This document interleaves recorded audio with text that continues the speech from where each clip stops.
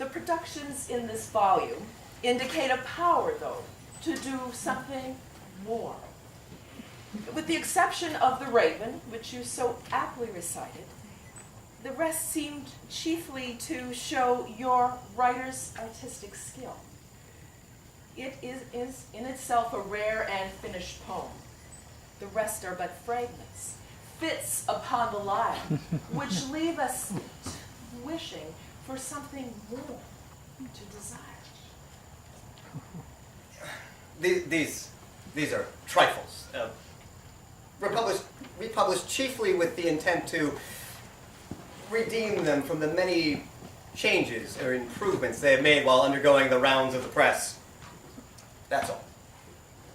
In defense of my own taste, nevertheless, it is incumbent upon me to say that I think nothing in this volume of much value to the public. Events not to be controlled have prevented me from making any serious effort in what would have been the field of my choice. The field of your choice? With me, poetry has been not a purpose, but a passion. Mr. Poe, in my evaluation, your poetry is more developed than your prose. I see how you point your pen, unraveling human character and motivation.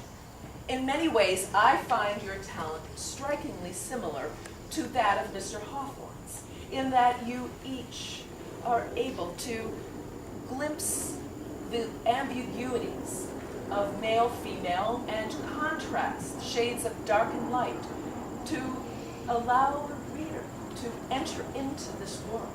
And you didn't do all of this with a single stroke. I'm glad you mentioned Hawthorne. I have come to Concord not for poetry, but for prose. It was my intention to ask Hawthorne for an article or two. I believe Hawthorne really is a master of prose. Agreed. In fact, I've always regarded the tale as affording the best prose opportunity for display of the highest talent. It has peculiar advantages which the novel does not afford, and of course it is a far finer field than the essay.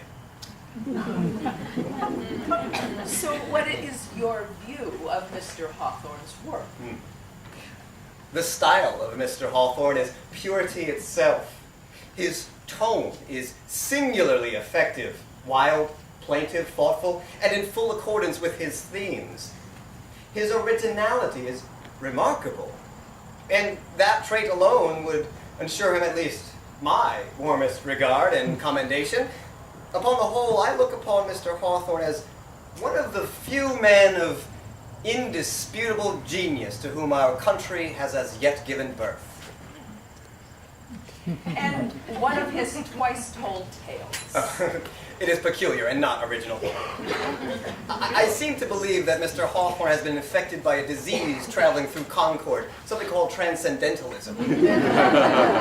I say let him mend his pen. Come out from the old manse, cut Mr. Alcott, and hang, if possible, the editor of the Dial. Well, I agree in part, Mr. Poe.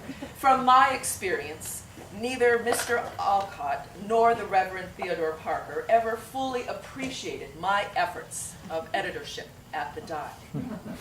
During that publication's first 2 years, when I labored without pay, I also had the almost constant feeling that it was they versus me, never we.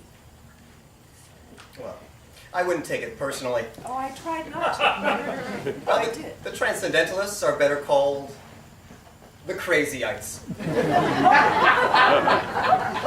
The fact is, I despise them, those transcendental vagabonds. They may all go to the devil together.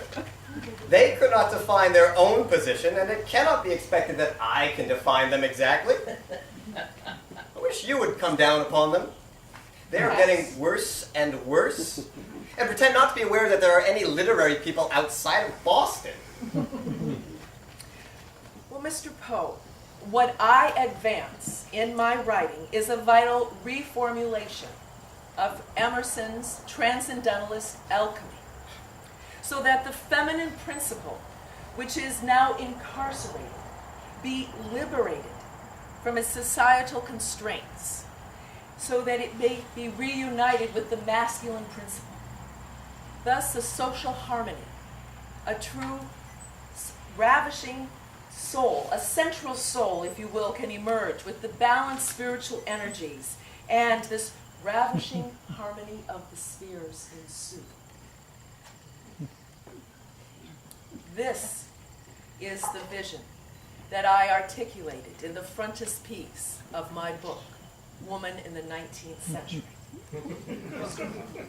Are you following me? Yes, of course. Because I believe that a new manifestation is at hand. A new hour in the day of man. My ideal is a self-centered woman, one who is born not just for love, but for truth and love. One who is at one with universal energy. Mr. Poe, are you still with me? Oh, yeah, sure. And when will this woman appear?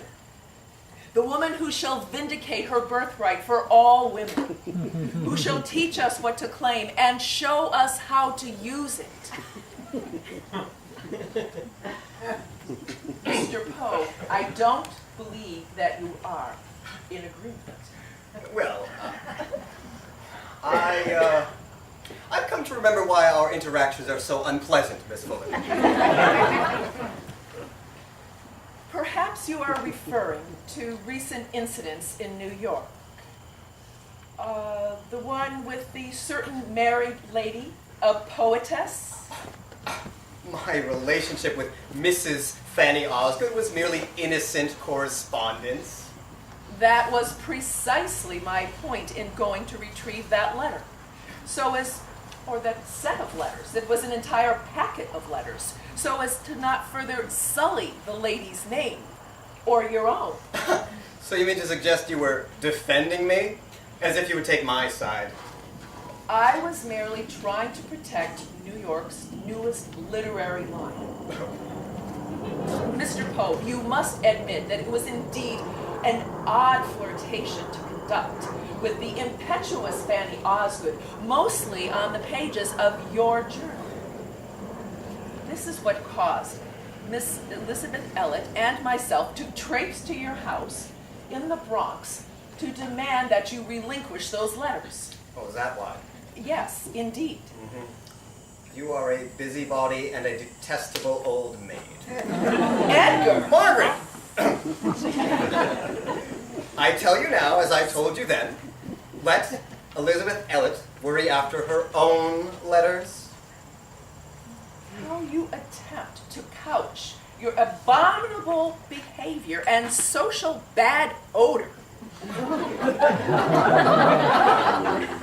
That, coupled with your recent attempt to nail the point by publishing that graphic cartoon in your journal entitled Portrait of the Distinguished Authoress, was not appreciated.